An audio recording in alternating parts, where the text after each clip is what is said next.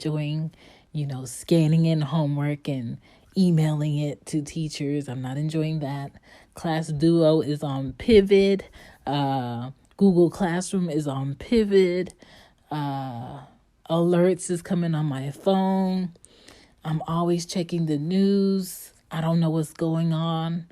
This election is going to be wild. It's just a wild time. And I just want you guys to know that I am here with you.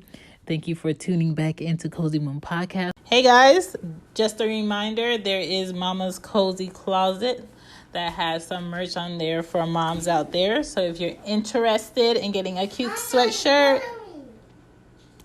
like kids again, getting a cute sweatshirt, a fanny pack, or a mug, I got some goodies on there for you guys. All right, peace.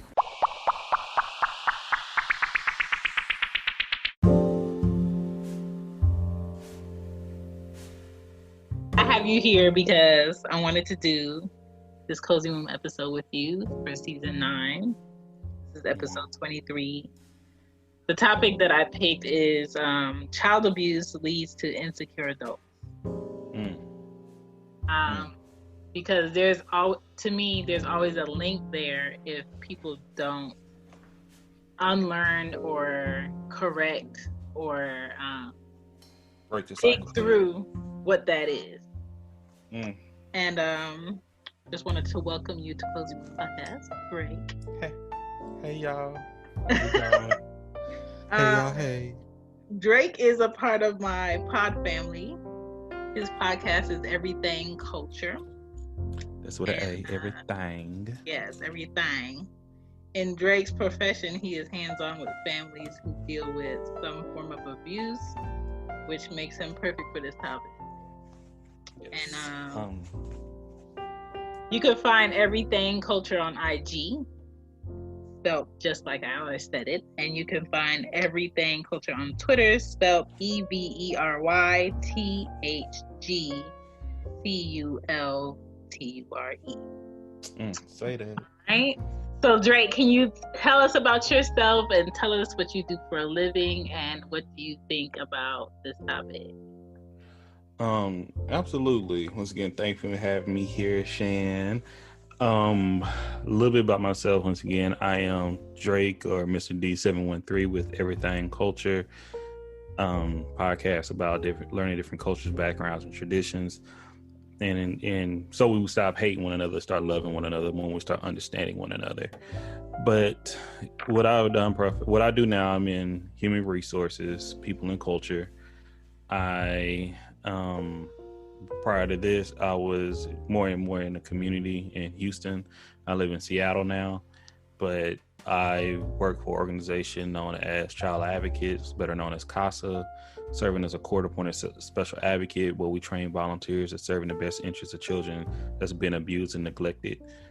So we're like a middleman, a third party. We're a third party that represented the best interests of kids. So you have CPS, then you have the parent, then you have us in the middle.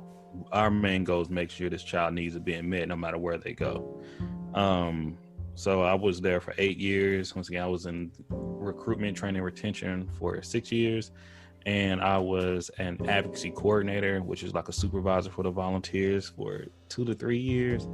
3 years. And prior to that, I was at the state of Texas as a conservatorship 2 worker, or basically CPS worker, where I created family plans, followed the family plans, checked in with the parents after the children were removed from the homes. That's when I became the caseworker, and I was involved in court doing drug testing, urinalysis, hair follicles, going to therapy, looking at reading therapy notes, individual to family, to seeing parents in jail, transporting kids if necessary. I can get into that, all the details of what I've done within that position. Then prior to that, I was a student at University of Houston, majored in psychology, minor in sociology, with emphasis on industrial organization and child development. And before that, I was a TJC, got my associates, Tyler Junior College, high school graduate, out of East Texas, Tyler, Texas to be exact, Cujo representative, and I grew up in a home where I had substance abuse in my home. You know, I've had emotional abuse. I've lived with, I was taken in, so I was raised by a kin, or a family member, part of my life. And I saw quite a few different things in my lifetime where it's a blessing for me to be here today. So I would say that kind of pushed me or empowered me to go into the career path that I chose. And I'm happy to be here. I'm able to mentor, touch numerous families, hundreds of children, and make a true difference and impact within my community. Love it. Everything I wanted to ask you Well, you threw it answered. out there, so I had to put it together. Okay. Um, but you can ask me again. I always can go in detail with it. You know me. I can go. Yeah. What do you think about the connection between child abuse and insecure adults? Ooh, you'll go straight to the title. You could give me the full general question. I like when you say insecure adults and child abuse. It's unresolved child abuse, because just because of somebody's experience in their life doesn't mean they have to be a result of that. If that's the case, I should be all type of fucked up, Yeah. heavily, heavily. But thankfully, if I've had therapy, I have had my Jesus. First I should have said Jesus first. I had God, because without prayer and I tell people all the time, just because I say, I'm a believer of Jesus Christ, I'm a follower, I believe He died for our sins. At some things in my life that I haven't shared on even everything culture yet, y'all, the people who know me and the adults that know me, they know I've been through a lot in life. And I'm not saying that to be like, oh, woe is me. I'm kind of one of those people that I don't make excuses to make results. That's what I try to focus on. But I'm saying all this to show, like, you have to break that cycle. It's a cycle. So if it's never resolved, yeah, it's going to happen again. People are going to do what they see. That people are going to act out their behavior, what they know. Why would they do anything different? Yeah.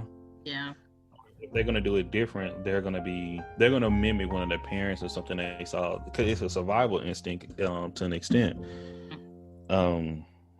You may see some women be more that had child abuse, and we have to include neglect as well. That's something many people forget. It's not, when we talk about child abuse, you have to include neglect. From medical to emotional, physical, you name it. But if you have a parent that, and it's in the work that I've done within Child Protective Service social work, it's sad, because you look at what the parents go through, and I have to train other adults that when they come to volunteer to understand that, get to know the family. Don't come in judging already. You're gonna read this paperwork. You're gonna read this whole affidavit, and 9 times, unfortunately, well, I'm gonna give CBS some leeway. No, I'm not. 9 times out of 10 is because you have to show why you're removing these kids in the first place, and it's going to show that usually the parent was horrible. The parent did some bad things, and sometimes it's going to be realistic. Sometimes it's going to be like, I've seen some people say some crazy stuff. I'm like, I know this couldn't have happened. I've seen some stuff that I say, I know this couldn't happen, and it actually happened. But the point I'm getting at is, when you read it, most normal people that's not part of this work line of work, they're gonna think, oh, we gotta save these babies. These parents are horrible people. Blah blah blah blah blah. But you have to come from a level mindset and like, okay, what happened to this parent? I got to sit down and talk to this person, because at one time in their life, there was a child as well. But we got to look at the grandparent. And I've seen, not in nowhere near every time, but I've seen numerous times that it was some type of abuse in the grandparents' home as well towards that parent, or that parent felt like they were neglected in their life, and the grandparent the grandmother worked all the time and didn't pay attention to the grandfather sexual molesting the child, and you see parents, like, I've seen parents numerous times that you can put my kids in foster care, but do not give them to my parents. And guess who calls CPS? The parents. The grandparents want to call CPS. I've seen some bad, it's some fucked up relationships even into adulthood. That's why I don't like drama. You've seen enough. When people experience enough, you want a calm. You deserve a calm, and you gravitate gravitate towards people who are at a calm. Exactly. So I like boring shit. I don't mind. I do not. I would say I love boring shit. I love sci-fi stuff that I ain't gotta worry about because y'all, it's a crazy world out here. But it's in it because I see this happen, and I empathize with the parent. That's one thing I would say with my. I don't judge them. Well, I judge them. Everybody judge somebody. I'm not being prejudiced towards them though, because I really want to know where did you come from. Okay, when you sit down and ask somebody, and that's what we do in everything culture. What's your backstory? Tell me about yourself. You know, how were you raised? Where do you come from? How were you disciplined growing up? Were you the middle child? Did you feel like you got enough attention? And we do it in a fun way, but it's really getting to understand people, because when some of these adults and these parents get to sit down and have these conversations that CPS workers are that's why I get a lot of this from the training and work I've had. But you understand some parents will sit down and look at themselves, and it's hard to look at yourself sometimes in that mirror, when you realize you did something that's wrong or hurt your children. I don't think majority of parents want to hurt their kids. But hurt people. I say that time and time again. I think I said it before when we started this. Earlier. It's like, and it's real. Hurt people. And unfortunately, the kids are the ones that are getting hurt or being neglected or forgotten about. As a mom, as a single mom, always being it and having to deal with outside stresses that don't come from your kids.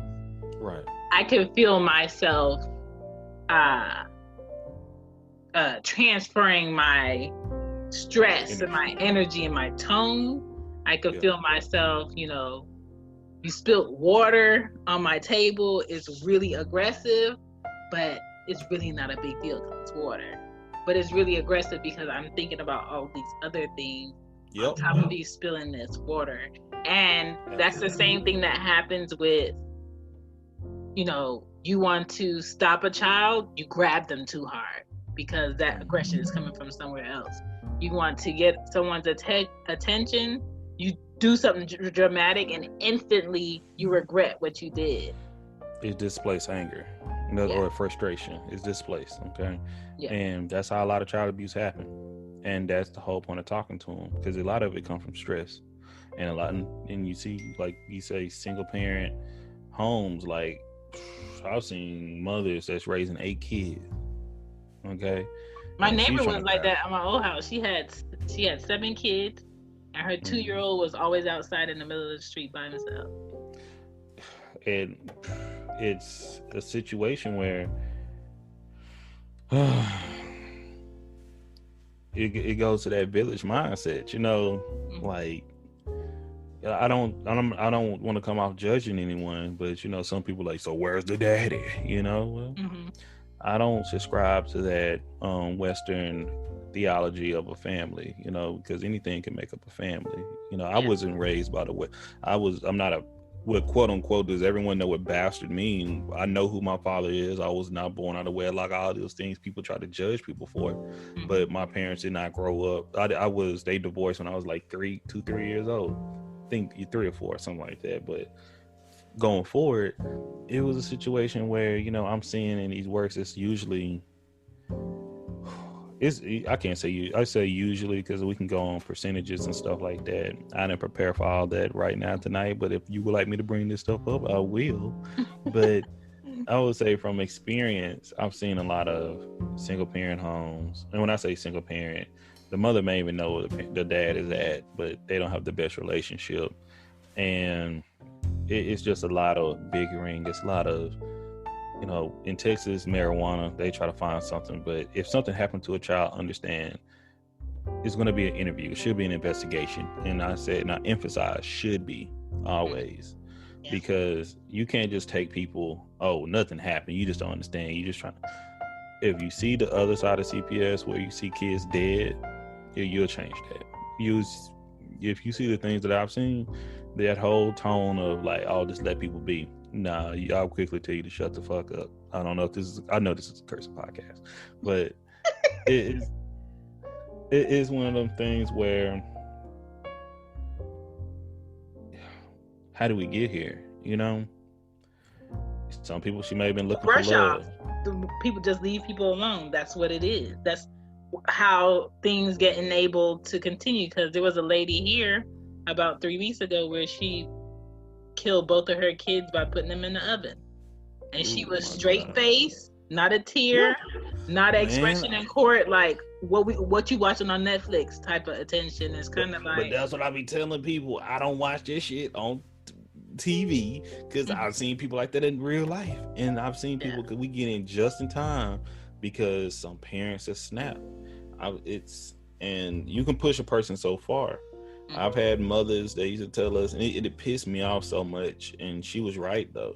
This woman had like 10, 11 kids. She was like, I'm gonna live off, if I go to work, it's not gonna make sense.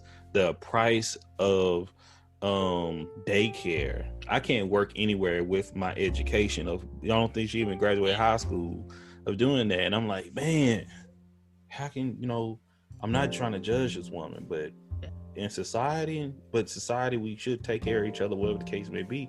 That's what true Christians work for. Idealistically, we want everybody to be perfect and God, and like Jesus, but we don't have that right now. We don't have that, and not even right now. We've never had that. So how can we help the situation now? And that's where it comes into the, when it be political, you being more liberal now. How can we help this person that really couldn't help themselves because they put themselves in a situation? And it's just, I'm big on helping people. That's how we were talking about earlier. We were talking about homelessness and things. I want to help you help yourself. Okay. Yeah. But if you keep doing the same things and you keep having kids, and that's something we see at CPS, it's sad because I hope I'm not rambling. That's what I say. So, but everything is a part of like what I'm getting at, because I know. But let me. So answering first, I hope I answered earlier, because when it comes down to breaking that, you have to break that cycle. You have to break that cycle. You have to give them new skills to relearn how to make a difference. And that correlate with anything from child abuse to neglect to income, education. Education is key at the end of the day. Once if you knew better, you'll do better. And that's almost a technique. A lot of things happen with children and types of abuse and neglect is because they need parenting classes. They need, and what's the type, and like if you want to find a different type of parenting classes, you should. You shouldn't. It shouldn't just be one complete one just simple, this is how to be a parent. No, if you raising certain type of, if you have a child with special needs, there's certain type of classes for that. If you want to go to a black, how you raise in certain households, it's classes for that. If you want to, it's certain ways to communicate, that is fine. But parenting, like learning new skills and new ways to parent your child, is going to be ideal. Other than, because some people just just being ass or ignoring them. That's why I do Cozy Womb, because there's trust me, I know, and that's why if you didn't recognize, I used to shout you out with Cozy Womb more than I shout you out than She Gets It, anything else, because like with Cozy Womb, I love that. I love them both, but that's needed. That is surely needed. Seriously. Yeah, people think this is how you're supposed to raise a kid, and if you don't raise a kid, you're a horrible parent, and it's not that. Correct. Just like Absolutely. The times evolve, we have to evolve as parents, because we're either going to have kids that are stuck, kids that are lost, or parents that cannot connect with the kids, and I don't want strangers in my house. Because they're going to go to strangers too. Let me tell you that right now. Yeah. We've all, if they're not going to learn from their parent, they're going to learn from the world. They're going to learn from somewhere else. Yeah. That's what's going to happen. So you should try to fill them up as much as possible. You should. And you try to fill them, let me take that back. You should try to fill them up, but you also should direct them how they want to be filled. Because I don't want my child being prejudiced and a bigot, because I think that's how a lot of races are created from their parents. They're not allowed to see anything outside of their circle, But hey, if that's what you want to do, that's what you want to do. But that's why I'm big on like, what are you eating, Mom? I'm eating this. What is that? It's this. That's nasty. Well, why is it nasty, Anya? It just looks like it's nasty. Well, you can't say something is nasty if you haven't tasted it, if you haven't tried it. And a lot of parents don't dig into. Sometimes I'm still childish. Sometimes. Listen, a lot of parents don't dig into exposing their children to trying different and then you wait till you get to like adult age and you're trying to date, and all this person that I'm dating wants to do is go out for chicken wings and French fries. Become a Listen, there's more, there's more to life than chicken wings and French fries. We don't need you to try different things. So I'm just, that's how my brother is. Listen, my brother doesn't eat anything but fried chicken, like strips or nuggets. It's madness. And potato salad and mashed potatoes. It's madness. I have one kid that will try different foods, and I have another kid that's like straight American. She don't want no jerk chicken. She don't want to try no goat. She don't want to try no stew peas. Give me the French fries and the chicken. She will clean the chicken. Get out my face. I'm just like, girl, you got to try different things, and her dad's like that too. So, well, it's a struggle. And I don't know how much contact she has with her dad, but kids gonna mimic what they see. And man, and I can tell my relationship with my father, it's scary. Me and my father, we didn't speak from the age I was 12. Okay, from that. My mother died when I was like 14. Mm-hmm. And it was like maybe a year before. So it's probably like 13 to like 28, 29. Mm-hmm. I didn't talk to my dad. So about 15 years. Like we will see each other and still don't speak. Like we'll be in different rooms. And just because he had that prideful mindset, and I'm like, I'm the son, I need to answer. You know, even though I fucked up, you still the son. Yeah. You know, like nigga, fuck you. That was my mindset. My dad had that, and I mentally wrote him off as like deceased when I was 15, and he died when I was 18. On my way to class in college, and I just shrugged it because it's kind of like, sir, I already dealt with that loss purposely a long time ago. But still, you always got to deal with it properly emotionally. But because you never know when it may hit you. You know, I'm just being blunt with you. Oh, yeah. And what made me like start speaking to him again was like, I used to talk so much shit about him, and I heard one of my homeboys' brother, one of my homeboys, his brother didn't have a relationship with their dad, and he was just at the party, he was just going on talking this and that, and I had to go to my folks and my wife like, do I sound like that? And they're like, not as bad as he does, but you can get on that rant sometime. I'm like, oh man, let me fix that. You know, only way I can fix that is for me to talk to the man. You know, and we talk now, and I'm like. And I at this age at 34, I consider myself. I don't even say like I'm mean, but I've been hearing it all my life. But I have to say I'm wiser than most people around me. Mm-hmm. And you know, I take it how you want to take it.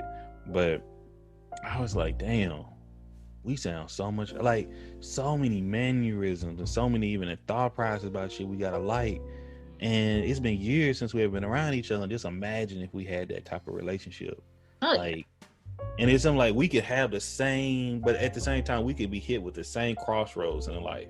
Mm-hmm. He'll take this path, I'll take that path, and when we having our conversations about stuff, and I'm like, man, you know, you sound like you used to do the same thing when I was coming up, but instead of me saying fuck the motherfuckers because they want to feel me, I was kind of quiet and I was cool. You know, that whole keeping it real goes wrong. Sometimes I don't keep it real all the time. I'm like, okay, I'll let y'all have that one. Cool. I got my opinion. Shut my mouth, but guess who get the check at the end of the day? I do. You know, but it's certain type of things like that it affects children. You know, me being like, but it could affect the other thing. I didn't want to have kids for the longest. None of my other brothers have kids except for my youngest one, because we don't want to be like our daddy. We've all said that. My second kid's dad, that was always his fear, is if I have kids and when I have kids, I'm not going to be like my dad. So for him, his mom and his dad were together, and while they were together, he had multiple kids with other women. And because he's from Milwaukee, the other kids that he had, he's closer to them, and he never really focused on building a relationship with him. So he always felt like the black sheep of the family, when really in all actuality you were first. Mm-hmm. So fast forward now. It happened quite often as well. Fast forward now, I was speaking to him while he was in a relationship that he lied to me about. We built the relationship for on and off for like 15 plus years. We have a kid within his relationship that he's in. Both of the kids previously that he has in that relationship feel like this is my dad's home. We always lived here. He's always been here. Because our daughter is 3, I really push like the time that she spends with me should be equal to the time she spends with you. The relationship that you have with her should be equal. I'm not stepping in the way of that ever. I don't want to step in the way of that, have y'all bond, because I don't want her to grow up feeling like she's an outside kid and he treats these kids better than yours. And he spent so many years trying to not be his father, but end up kind of like going into his father's footsteps of having multiple kids with different people and having a child outside the household. That's why I was kind of like, you can't fault who your father is. That's who he is, but you have to build up the walls of feeling like my dad is not this, he's a horrible person, because that's telling you that you're a horrible person. Right. As a man that has kids, you have to take it upon yourself to build that bridge, because he allows so much pride to go past and so much time to not build that. And then he has siblings that he knows where they live and he doesn't talk to them. Why don't you talk to them? So it's wild how many people avoid things and end up doing the same thing. Yeah. And well, I ain't doing it, so I don't have any other kids out here running around. But I know that's why I say you got some kids that grow up like my mother. She abused substances. I think my body won't allow me to get there. Like, got a few. Like I like being in control of everything.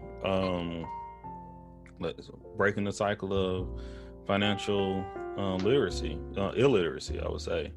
I'm like, man, I was raised not to pay bills. I was raised like spend money and be irresponsible in pawn shops and rent a center and bad credit. I was not just what I saw. It was like, this is what you do. This is how you survive. You feel me? So when did you get to a point where you wanted to unlearn those things, or you said, I have to? I learned it. I always had different skills, like in different ways. I'm telling you, I've always had a different way of thinking. That's why I would say I have to say I have wisdom. It's crazy. I tell my wife, I tell my wife, but I used to tell her, my little brother took the path of my mother, and I kind of took the path of myself. That's all I can say. I took a path I have had a lot of other male role models and influences in my life, and I kind of look a little bit at everyone. I'm like, okay, this is what I'm gonna do. All right. Yeah. But my mom used to tell stories to me and my brother, like how she used to like get in trouble. Like she used to like get a bobby pin and like poke people with it. Like, and I used to like, what the fuck is wrong with you? I used to be like, why? My brother and her used to laugh and think that's funny, and like, oh, Brandon, you just don't understand. I'm like, y'all are fucking crazy. Y'all I'm like psychopaths and shit. Yeah. Said at a young age, and I was wrong, but it's not, saying anything negative towards them, but it was a certain type of bond they had. But when I say let's say like, I want to say maybe 10th, 6th grade is when I started saving money, when I started putting money aside. And I'm talking about, I used to go and like sell little bootleg CDs and candy at school, and I would come back with like $25 a day. And being that young, it was pretty cool, being 11 years old. And I never forget, I saw my mom steal out my pocket before, I steal out my wallet before that. Like, that was like an impactful moment in my life. And I had to start at a young age. I ended up talking back to adults, because I start seeing adults ain't shit, and because and that's why I always never put people on pedestals, because at the end of the day, you're still a person. Yeah. And I may even look at it as that, I talk back mildly, but I was and I would say, am I wrong though? And when I see my little nephews trying to do it with me, I'm like, tell me why. And they got Google now. I'm like, shit, I ain't worried with that shit. We're gonna respect it, but I'm like, I respect you, Tim, but you got just the way you hold yourself when you do it. But yeah, when I wanted to go, I knew I wanted to go to college, like young in middle school. I knew I wanted to go to college. That was one of my goals. Like, I only know two other people in my family that's went. I want to have a certain position to get a certain job so I can at least be educated and see something different. And after my mother passed, I was like, okay, I started living with my aunt before my mother passed, but after my mother passed, I was like, man, my aunt was like, well, babe, she did all that she could do, and I lived well, and I ate very well, and I was dressed well, in high school, and I was able to participate in certain activities and go on certain trips, and that was a great thing. But she would say, "Babe, you don't know how you get to college. You better get you a scholarship or something. You got to do something." I was like, "Well, I ain't gonna take it as a bluff. I'm gonna take it for real." So I started saving money. I started, I had a bank account at the 15 because I look old as hell, and they didn't check my. They thought it was an ID when it was like that little, that little thing you get when you're young and it's not real ID. And I was like, man, I started working at pawn shops. And I worked at a pawn shop, and I started seeing people come in and how these people just eat their money up and throw their money away. And I'm like, I don't want to be that. I seen my mother do it. I seen my other cousins do it. I don't want to be that. And now it's like paying off debt, living with investing, having a true savings account and I used to have savings when I was a kid with like that rainy day fund. Something come up, I got it. Money you can push and slide away. When somebody needs something in the family, there's no emergency, we got it, Yeah. But finding that peace, getting ahead of things, And I'm one of those guys that I don't talk about it. I don't shame other people for not knowing it either. That's what kills me. I don't like people. I don't like that mindset that I need to shame you so you can do better. Yeah, a lot of people do it, and I think that's what gives quote unquote good people in the family a bad name. When instead of them teach what they learned for better habits, they look down and point fingers on, and they like to live in this prideful space of this is why I've been perfect all my life, right? And that's not true. And my thing is, and some people may never had to do with it, but I'm one of these people that I've been there as a child. I've been there. I have been on the food stamps. I've had I'm talking about the stamps, the one you actually gotta put in the book and tear out and stuff. Yeah. I've had the WIC. I know this. I'm not just talking. I'm not capping. I'm for real about this. And now I'm at a different position in life. Okay, let me teach. Like when I bring my little and I teach with the kids. Teach them how to say, "What you gonna do?" Okay, I gave you $100. What you about to do with it? We about to go hit this, and up here. We got 3 places you want to go. Okay, I'm taking care of 2 places. Y'all still want to go to the third one? I ain't paying for the third one. Mm-hmm. Well, okay, we can go out to eat, or we can go cook something at the house. We got the groceries. I'll show you how to cook, and I show them all these. It's breaking them down how to do it. Life skills. You feel me? And it's one. I pray for that boy so fucking much. Okay, because I'm like I'm seeing him getting older, and that the other ones they got little breakdowns here and there. But that one, he wake up late. He want to do the most. He don't want to clean up. He don't want to do the dishes. Like he want to play the game. I'm like, most. They always want the most.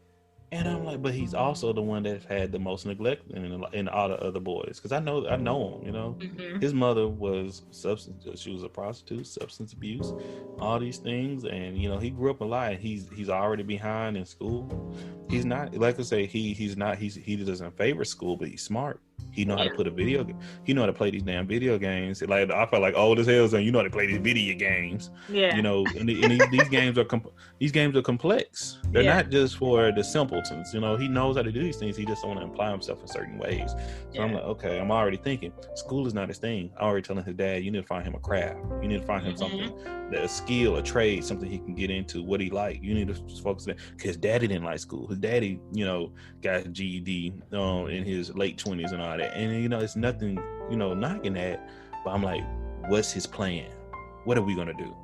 And that's why you have different cultures that take upon different types of education, which is where most Black people and minorities lack those options, because they're this magical place where you can send your child to a Montessori school. where they're in a classroom of 12 kids, all different ages, and the kids help cultivate the learning just as well as the teacher. Yes. I know about And then kids Montessori. learn better that way because they're more hands-on. It's not really, this is a book, this is what you're writing. Every child don't learn that way, but not everybody can afford a Montessori school. Absolutely. And that's the system. I never blame the parent. I always blame the system, because that's the other thing. We look at CPS. Going back to that, it's like, man, child abuse. Where did you learn how to raise your? How did you learn how to raise your kids? And for me, imagine having one parent that's really like, I'm about to hit you until you get it, and another parent that was one of 13 that doesn't believe in any type of system. Yeah. And as a kid, you have to learn how to balance out yourself, because if you spend more time on one than the other, you kind of feel like, man, I wish this parent gave me more limits. Man, I wish this parent told me no more instead of giving me all these yeses. Maybe I would have been able to do X, Y, and Z. And the way that I parent is from that, where I try to give my kids balance. Where I do believe in the leathers, but I also believe in like having a discussion about the why behind why I do things a certain way, because maybe that'll help you with something else. Because I'm happy that I live in a generation of parents who don't mind a child saying why. Yeah, and it was some back there too, but it wasn't a lot, because oh my God, we've had several parents come on the show, and one would say the best. It's some things that one thing is like, I can talk to my child about. The other thing, when I tell you to do it.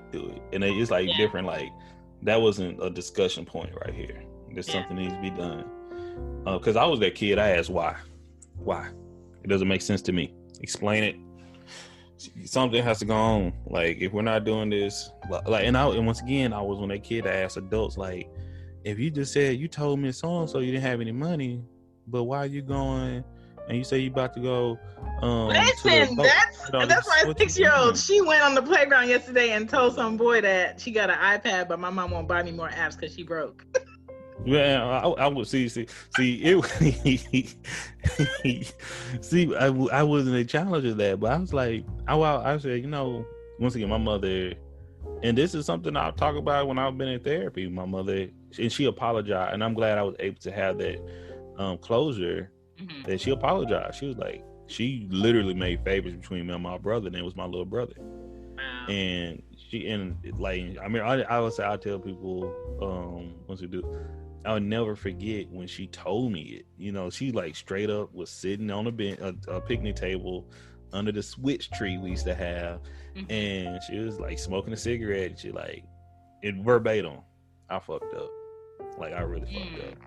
And me, once again, it was to that point that the relationship between me and her was so fucked up. It was like, I was like maybe 6th, 7th grade, and I like, you really did. Like, I was like, I agree with it wholeheartedly. I was like, you fucked up. Like, wow. I mean, because it was to the point my brother got in so much trouble, and it kind of just snapped. Like, I always thought Brandon was lying, and what Drake is lying, he's putting all this stuff on him, and I thought you just picking on him and stuff like that. I thought you were just being a bad big brother, and I'm like, no, motherfucker, been telling you this for years now. Even other family members been telling you that. It was like to the point where my brother was like, go to the point of hitting me or punching me or doing something like several times, and I hit him it didn't take me like one good one in the chest. He'll go crying, and I get a full beating for it. Other family members will see this and be like, and they'll like come to my ring like, what the fuck is wrong with you hitting on him like that? But it was to that point where parents, and that's why I say with my cousins, I see this stuff in my family, and I'm like, stop putting these kids against each other. Stop pitting them. We can't win that way. I see this in that, like, it's a microism of the family. It's the same thing within the Black community. It's the same thing within the world in total. Yeah. Why it always have to be somebody competing with somebody for somebody to be successful? You see on Twitter, this female artist is not, good like this female artist. I'm kind of like, why does that have to be a thing? It's with the men, it's with the women. It's always comparison. I see it with even our dysfunctional family. I'm like, yeah, I don't care. yeah, Everybody can eat. You don't have to have that mindset of it's something that's scarce, because it's not. Yeah, it's not. It's a different, and that's why I never want. That's why I say when I sometimes see these things, I'm like, I can laugh, I can joke, I can play, but I see things. But that's the mindset. Is that's the curse? That's the curse we have, being kicked out in the garden and eating. You know, mm-hmm. you know. And I don't want to get too philosophical with it, but I'm like, man, I just got to be the best person I can be, and like, I can tell my story is that, man, I could be abused. I used to, like, when we talk about energies earlier when you're talking about sometimes you have some frustration at work, at school, or and your kids ask for spill some water, you kind of go off. Yeah. One thing we ask these parents, like, man, so what happened? What mindset? We ask them how their day going. And good social workers do that. Mm-hmm. See, that police officers, that's why police shouldn't be there, because sometimes they dealing with frustration and shit too, and they come in and make the situation so much fucking worse.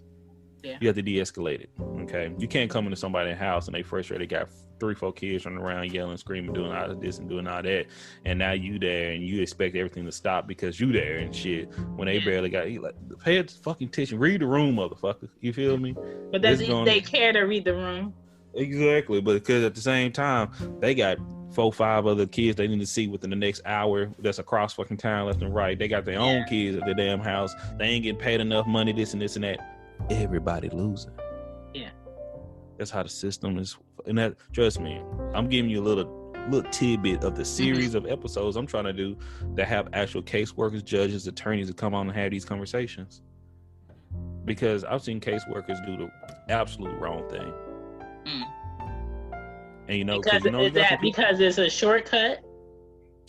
Yeah, it's a shortcut, and some of these, like, fuck these sorry ass parents, bitch ass. You know, they got that mindset. I'm like, same thing with teachers.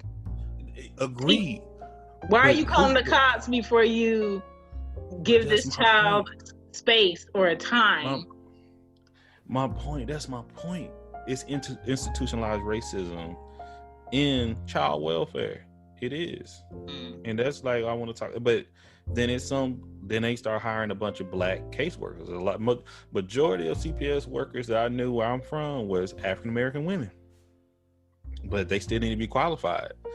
I know one, and I hate same thing. I know one of the worst attorneys I know is an African American woman. This bitch sorry as hell. She done more bad for black women than any other white attorney I can think of in Harris County. I know a caseworker. She didn't. I don't see how she's still a caseworker. It's hard to fire someone as long as because I was one of the ones that I cared, you know, but I was frustrated. I get tired. I get burned out, and that's why I was the whole point I'm getting at. The energy. I would come home and I'd tell my girlfriend at the time, my wife, was I need some space. At that time, she didn't understand that. I needed, like, right here. If I just got off of work and I was working for the state and I came and tried to do it, I wouldn't do it. I couldn't. You wouldn't see no smile. You wouldn't see this tone.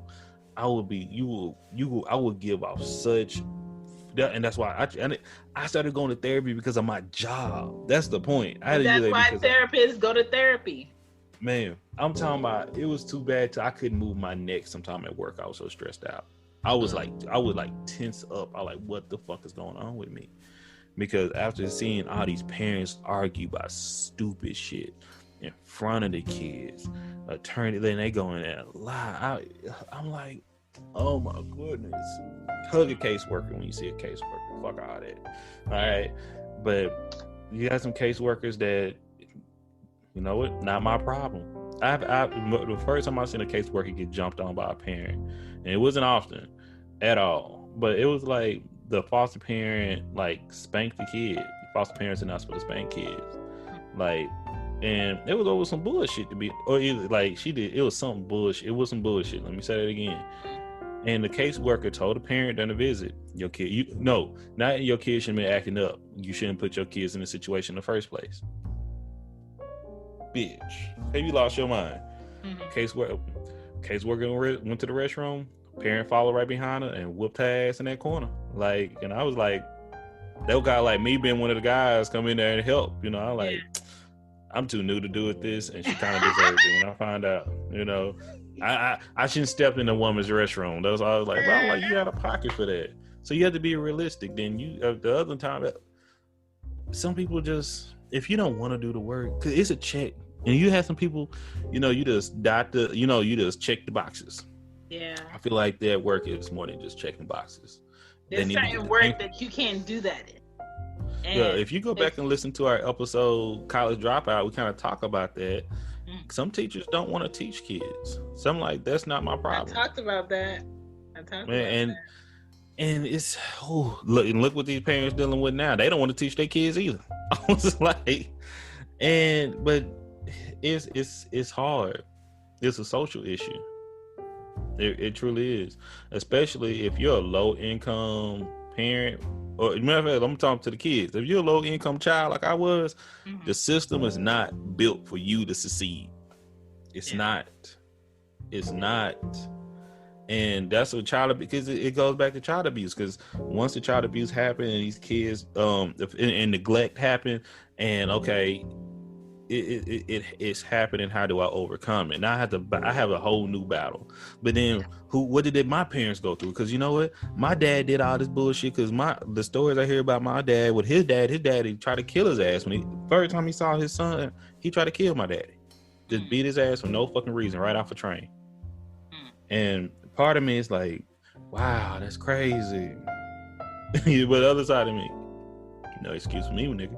Like, you know, but me being my work and my profession, I understand where your pain coming from. Yeah. But should I allow you to excuse it with me? Because I don't feel like anybody deserves an excuse, but when you get to a point where you see it, you know that you're in a position to be accountable, because physical abuse, sexual abuse, neglect be the main ones that have adults today, you know. Why I'm blowing up your listen, why am I blowing up your phone 100 times in 2 minutes? Why am I popping up at your house accusing you of X, Y, and Z? Why am I holding a child hostage away from a parent because we have a bad communication? And that's an insecurity. It is. That's all. Just it's an insecurity. And it comes more like, it doesn't, once again, don't have to come from physical abuse. It comes straight from neglect as well. Yeah. Like, man, I have a problem. Well, like cursing. I try to do an episode with Don from Concrete and Blossoms. I really don't want to curse that much no more. But I come from a cursing family. Yeah. I come from a heavily cursing family. Okay. Listen, don't curse and have girls, because they gonna let you know. I know. Don't curse and have a wife that has it. And I'm like, and she's right. She's absolutely correct. But when I curse, I'm not cursing at you. I'm just cursing, but it comes off because I come off. If you can hear my voice now, you can see me. I come off sometime as dramatic. I come off very, and I'm like, well, shit, damn. And it's like, if I'm upset, it has nothing to do towards you. But just me saying that, and you love me, and you take my words to heart, you're gonna take it like I'm talking to you, and I'm like, now I gotta dealing with this, and I'm frustrated some more, and I'm like, stop crying. Why my daughters are sensitive, and I am struggling with the fact that I said, can you turn that down, please?